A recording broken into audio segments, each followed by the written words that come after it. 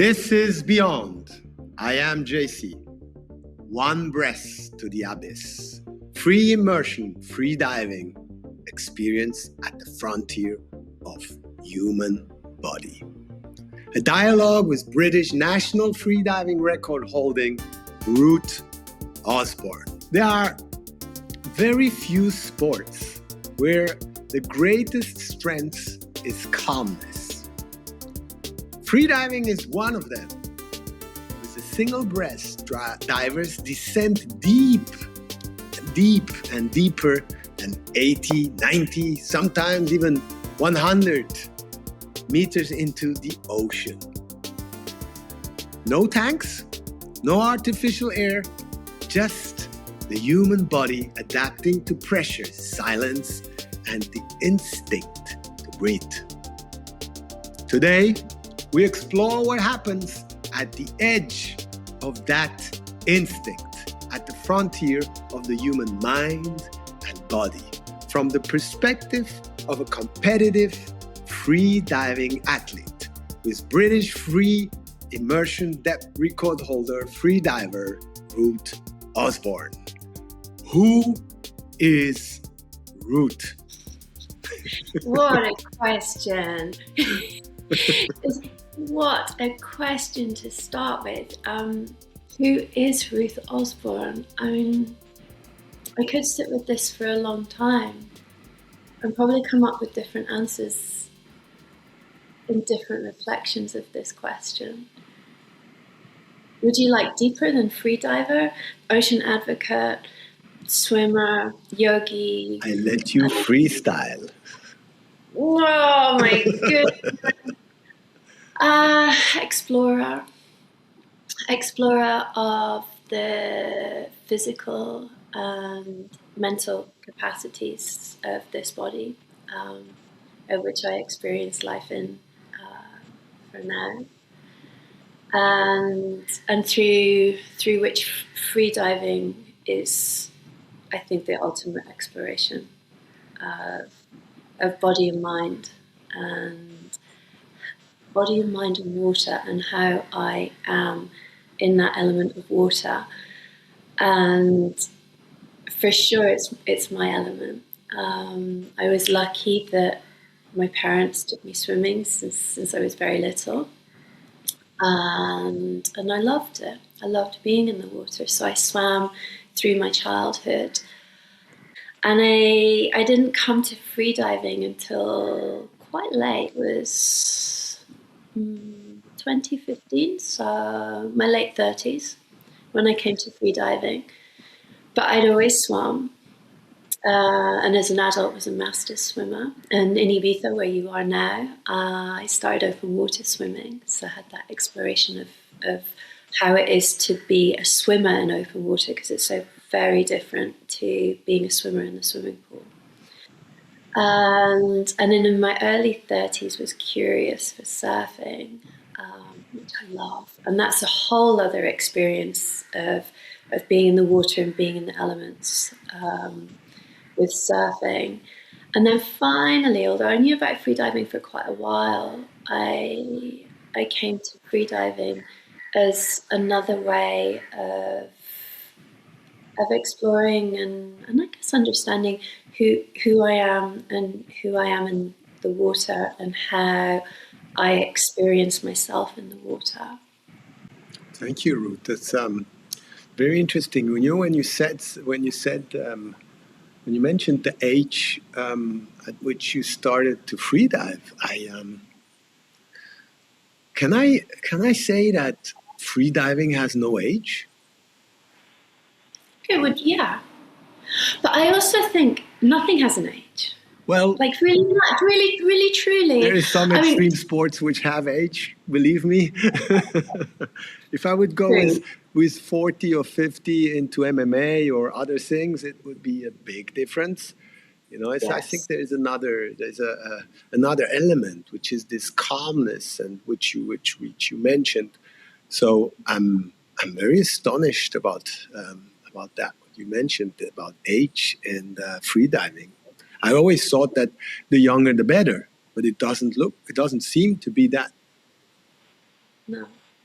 No, it's not. I think it's a sport where age can be helpful, because it's such a mental sport. It can, yeah, for sure, it can be helpful to have an older mind, a wiser mind, a more experienced mind, a mind that is able to focus. And that's not to say, we've got younger athletes in the sport doing exceptionally well, but it doesn't exclude what's perceived as older athletes. And by this, I mean older athletes performing elite levels, ranking highly in world rankings at 40 plus, 50 plus, 60 plus even. Which I would consider as extreme depth already for a normal person. Yes. Yes. So, Ruth, if I've created for myself a kind of a fil rouge, I would like to bring the listeners of the podcast into a kind of a feeling and bring them with you in this free diving experience. And I would like to start before the dive.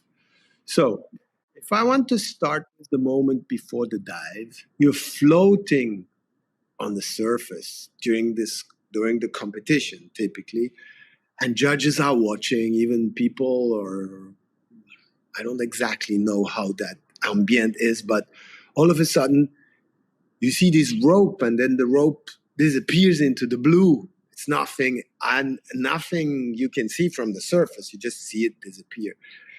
And so I wonder, what happens inside your body during that final breath before you dive?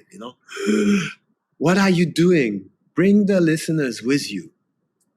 By the time I've come to the line, and often I'll have a coach in the water with me that will bring me to the line, and I'm so deep in focus, in meditation, in just put myself in a place of pure internal awareness. So the body is deeply relaxed and highly focused. And always the heart rate is a little bit high because it's a competition. It feels different. And especially if I'm attempting national record as well, because that's another level of pressure to work with and really to accept and to go with on the dive. So I would be brought to the line and then clip myself on the line, and then I've hopefully got 4 minutes before my dive actually starts. So I've got 4 minutes and it's a nice feeling once you're on the line, because there's a few steps before coming onto the line. The safety's got to give you the official gauge. So that's a dive computer that will measure my depth. So the official gauge has to go on my wrist. One stat's on, and then I'm on the line. My lanyard's attached to the line.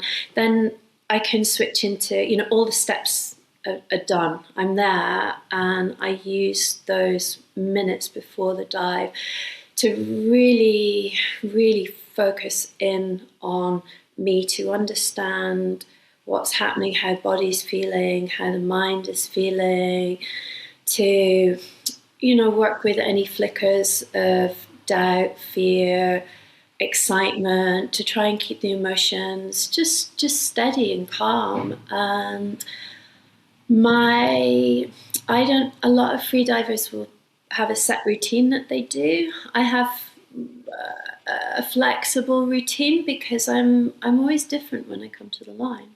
I feel different things. So I have a toolbox which is very, very informed by years of yoga practice, yoga and meditation practice, that allows me to work with myself in what I'm feeling at the time.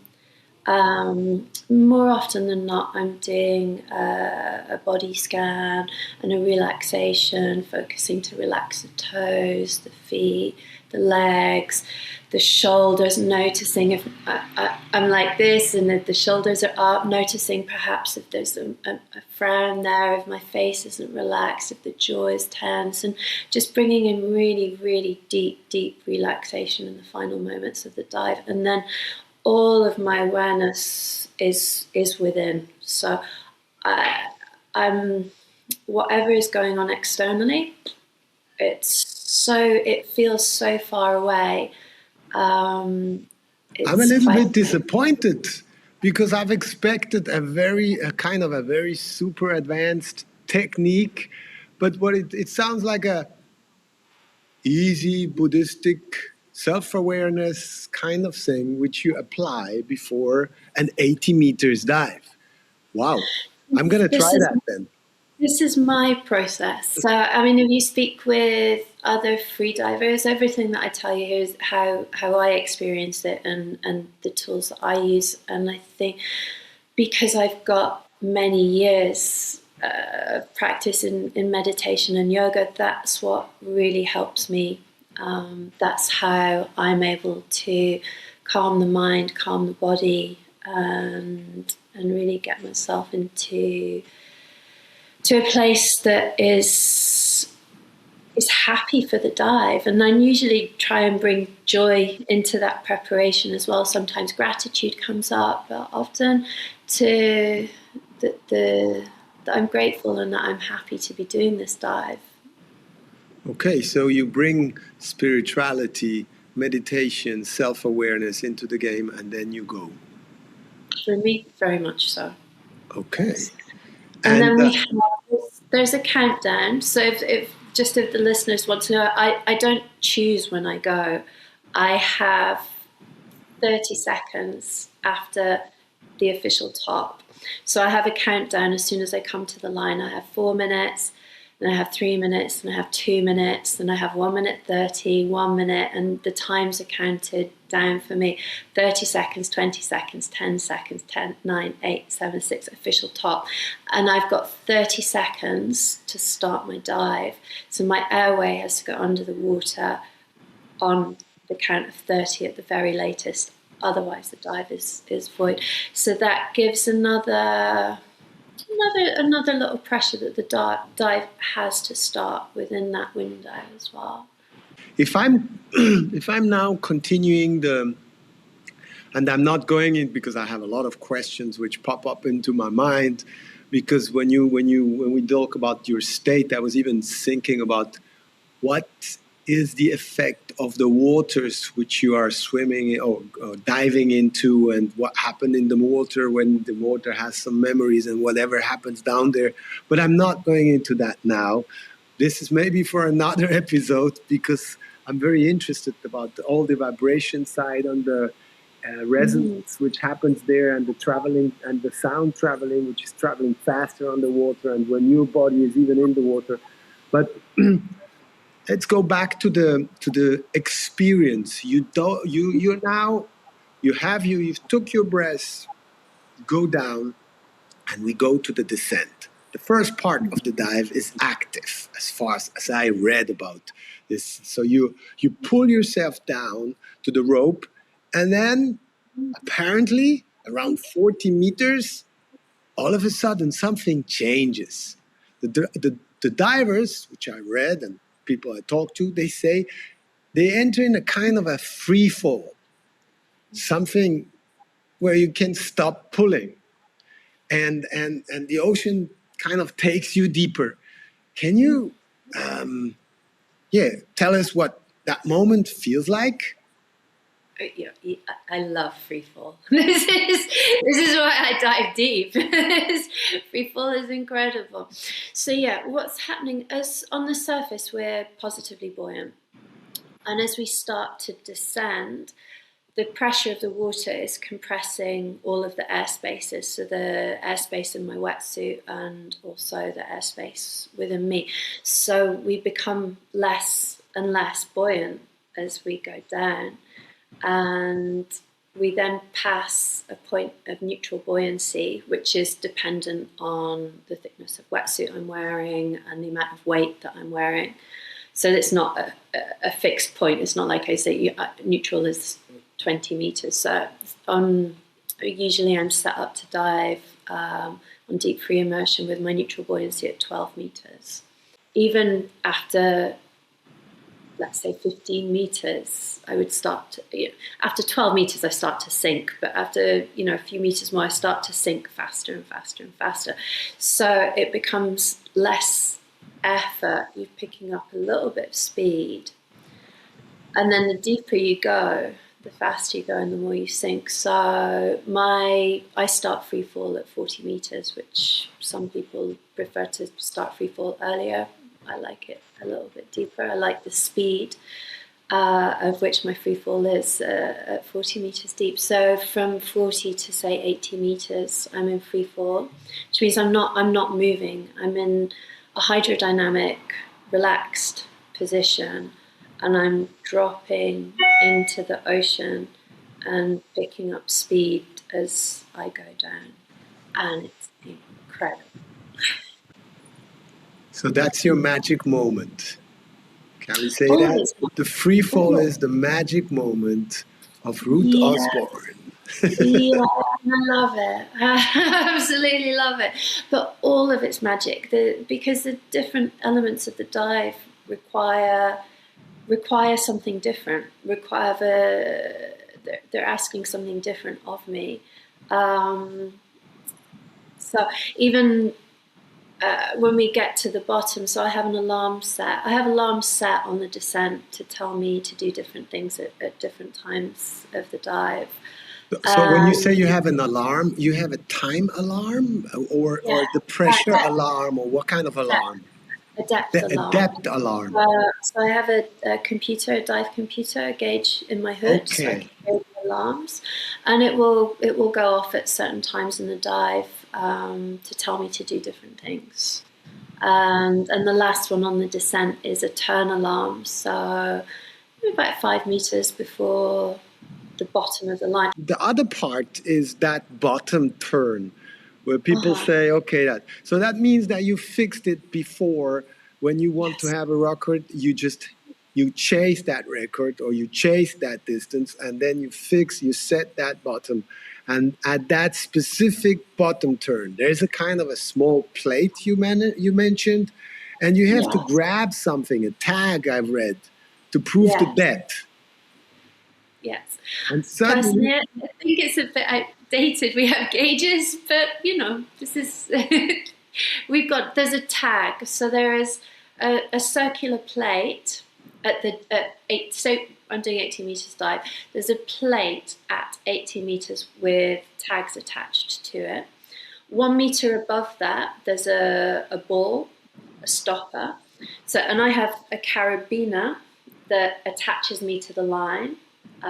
It's attached to my body. In free immersion, it's attached to my leg. And there's a carabiner, so the carabiner can't go past that stopper. Okay. And I have an alarm to tell me 4 meters before that stopper that it's time to do something. It's time to put myself in the position to turn. So my hand goes on the line. I'm ready to turn. And I stop myself with my hand on the line by the stopper. My other arm goes to reach a tag, which I then attach to my suit. The tags are Velcro, and I've got Velcro on my suit. Have you ever missed the tag? Yes. Oh my goodness. When I was starting in competitions, I would forget that I have to get a tag. And then suddenly at the bottom I was like, oh, I have to get a tag. so I don't think I've ever not got a tag. Like, I've never forgotten to get a tag, but usually it's like, oh, I have to get a tag. At 80 meters down, total pressure. No, when you look up and you say, oh gosh, I have to go back. No, I'm half down. I have to do the other. there's no going back. There's no going back. That's dangerous. Oh God. No, I mean, I'm now trained to. There's been enough repetition of the motion that I grab, I get the tag, I put the tag on. Sometimes my bottom time with getting the tag, especially when I started, I'm there for 3 seconds, really getting the tag, really putting it onto the Velcro and making sure it's stuck on the Velcro. So it's a skill in itself to do, like in swimming, to do an efficient turn. It's a skill in itself. And also we've got to be very careful of the body at 80 meters with or any deep dive. The pressure on the body and the movement, I need to be flexible enough that I can reach my arm out without causing injury to myself at those depths. So let's say we are at the bottom, Ruth, and you are there. You've described what on the technicalities what you have to do at that depth under that stress. I asked myself, what goes through your mind at that moment? Not just the memory of the automatic things you've learned, but what goes through your mind? I have to get the tag. At 80 meters, I have to get that tag. My mind throughout the dive needs to be 100% focused on what needs to happen at that precise point in the dive. It has happened before that I've got to the bottom and I've been super excited because I've got to the bottom. The dive is not over when you're at the bottom. It's most definitely not over. But I have been so excited because my limiting factor has been equalization, that I'm so excited that my equalization has worked, that I've got to the bottom, that it's almost a celebration at the bottom, and it needs to not be, because the dive does not finish until the card is given by the judges. So it's trying to just minimize emotion during the dive. It's a real focus on what's happening in the body, what's happening in the mind, and what needs to happen in the dive. So it's turn, get the tag, secure the tag, and start to surface, start the ascent. And when I start the ascent, so as I came down, I'm very positive on the surface, and as I'm going, I'm getting more and more negative. So when I come up to start the ascent, I'm super negatively buoyant. So, the body wants to go down. Do not yet get up. Don't start the ascent before I finish to the last question I have, because I wondered, I've seen a long time ago a movie which was called The Big Blue, and I was kind of traumatized about the end of The Big Blue, where the deep diver all of a sudden wanted to stay down because he found it so beautiful and it was his dream. So I wondered, did you ever feel that emotion when you're down there, that you do not want to go up anymore? It just feel good. Feel incredible. It's beautiful. The whole I don't wear goggles, so my vision is slightly blurred. My senses are all, my perception senses are all, external perception senses are all dulled. So, the world is blurry, the sound is muffled. There's nobody there, just me. And the world's quite far away at 80 meters deep. I imagine, because I've never done it myself, I've done like 17 meters. For me, when I jump out of my boat and I go trying to see what's happening at the anchor or something, which I had the impression it was already very deep. I was all proud of it. But when I look up, I think, oh God, I have to go up there. So I imagine You know that the real challenge for me begins when you are down there, you manage to do all your protocol, you get the tag, you know that you have to go up, and then the oxygen is dropping, the carbon dioxides are rising, and the body starts sending powerful signals to breathe. And you know, I'm imagining that you get some contractions, because even me, when I go this little 17, 15, 10 meters, I can sense it. So you must have very strong contractions when you go up. I'm very fortunate in that I don't experience contractions in a really powerful way. That for me, that I experience them, but that's just part of the dive. And also, I'm highly trained. But is it painful, or is it just rhythmic? I mean, I think if you get involved with them, then the mind makes them painful, and they can be uncomfortable. I do a lot of pool training for depth. So when I'm doing breath hold this way in the pool, then they're uncomfortable. Then, sometimes I've had training sessions where I'm just really, suffering. There is a lot of suffering. And I've changed how I'm doing pool now, because I'm not entirely sure. I'm not certain that that level of suffering is necessary. But it's learning to sit with the urge to breathe and being comfortable with it, but also knowing that that urge to breathe, the contractions of the diaphragm, come because of rising CO2. It's your first warning. So as soon as I stop breathing, my carbon dioxide levels start to go up and my oxygen levels start to fall. But that urge to breathe, the movement of the diaphragm, isn't a signal about low oxygen. It's a signal about rising carbon dioxide levels. So the training that I do in the pool allows my body to get used to functioning with high levels of carbon dioxide, and also trains me in how I can find ease and acceptance and allow the diaphragm to relax. Just allow it to be there, allow it to be with those movements, and not get involved in it. okay, so let me take a breath, because now we come to the surface.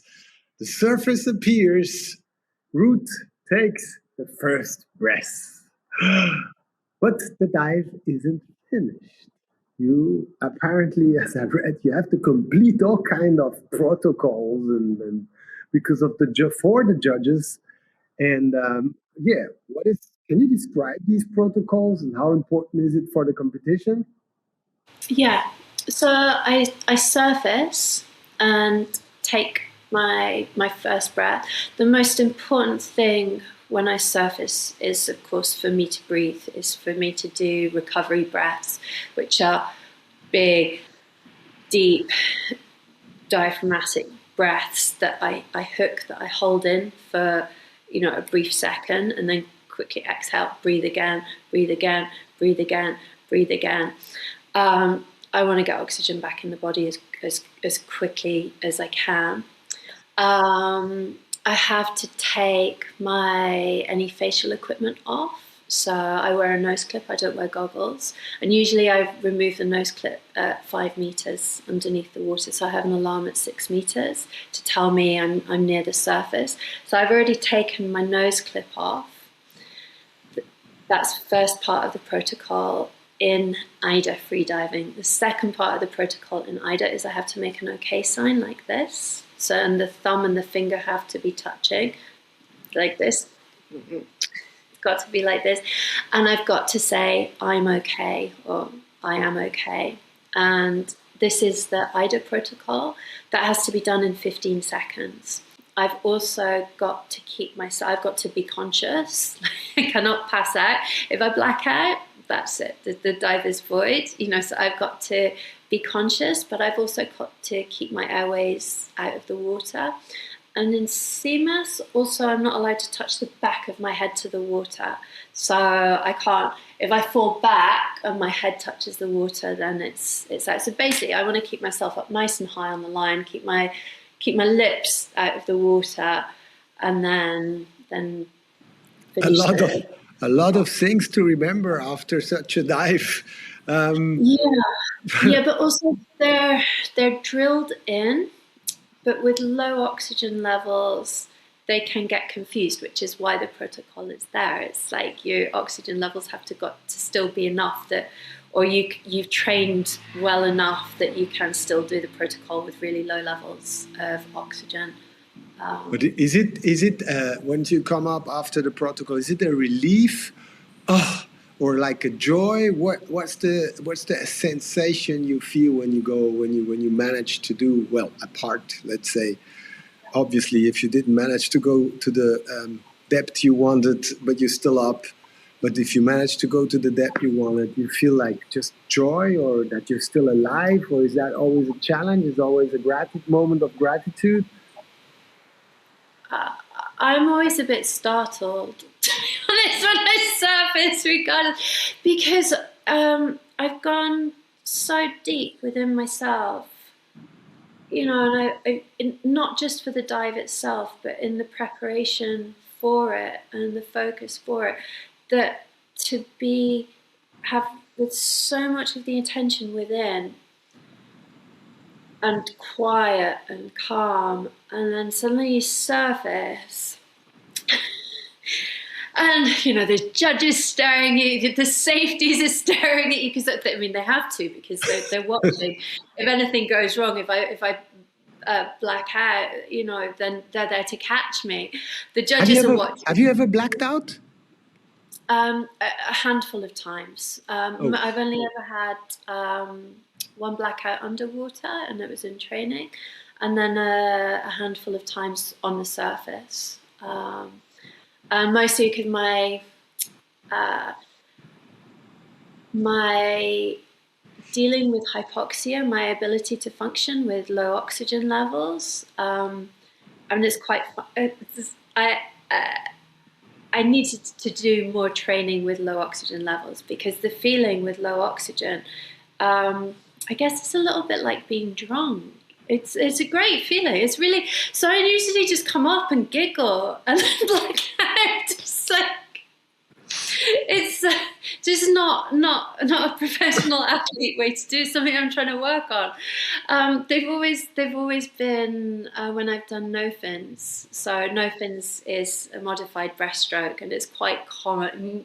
More blackouts happen in no fins, because the margin for error is so small on such a physical dive that takes more oxygen.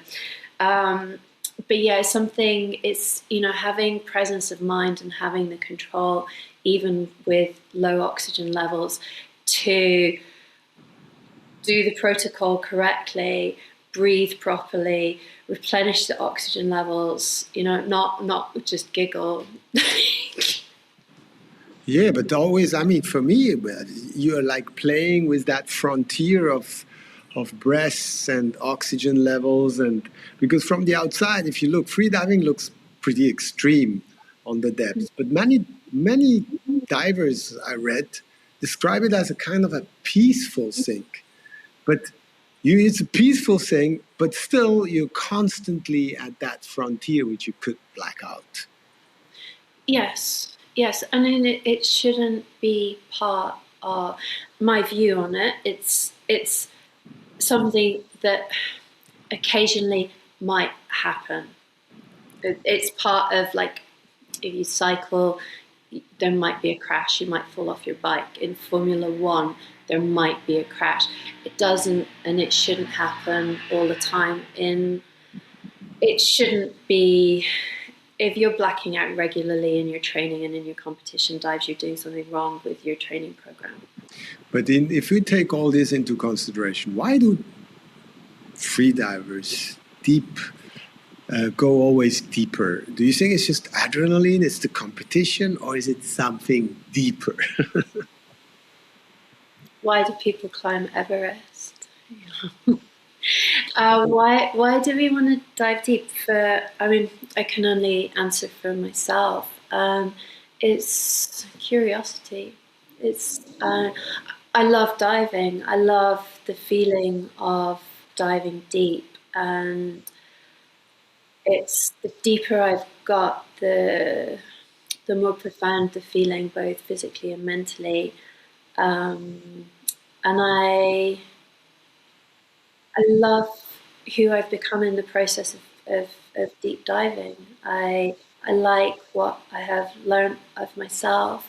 I like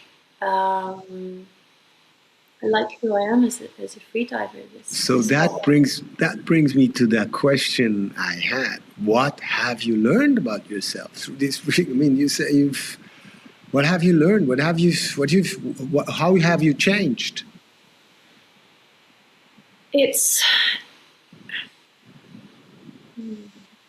to be in a sport that necessitates full focus in the moment, like it being truly present in the now.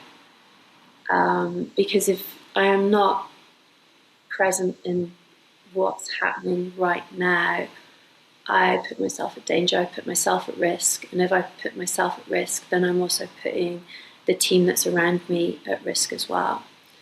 So it's, in that sense, it's a pure meditation that a focus that I never achieved in yoga and I never achieved in sitting meditation practice. Because neither were life critical, really. So perhaps, if I had more presence of mind, I could. But what's interesting is to take those skills for me into freediving and be able to have this hyper awareness, hyper focus, and deep relaxation in a high pressure, high stress situation. And at the end of the day on a dive, I take my breath on the surface, and if I don't breathe again, then this life in this body is over. That's the simple fact of it. And it's not something that scares me. And I think conversely, it's very life affirming, because we never know when we take our last breath. Ruth, it seems that freediving reveals something remarkable about the human body. The deeper divers go, the less force they use. Depth is reached through calm, through listening to the body, to the mind, to everything you are, through respecting the instinct to breathe. And perhaps that is the deeper lesson of freediving. Sometimes the greatest human performance is simply learning to be still. Thank you, Ruth, for having shared your journey as a competing freediver. This is Beyond, where science, tech, and the unknown meet the element that made us. Stay in the flow.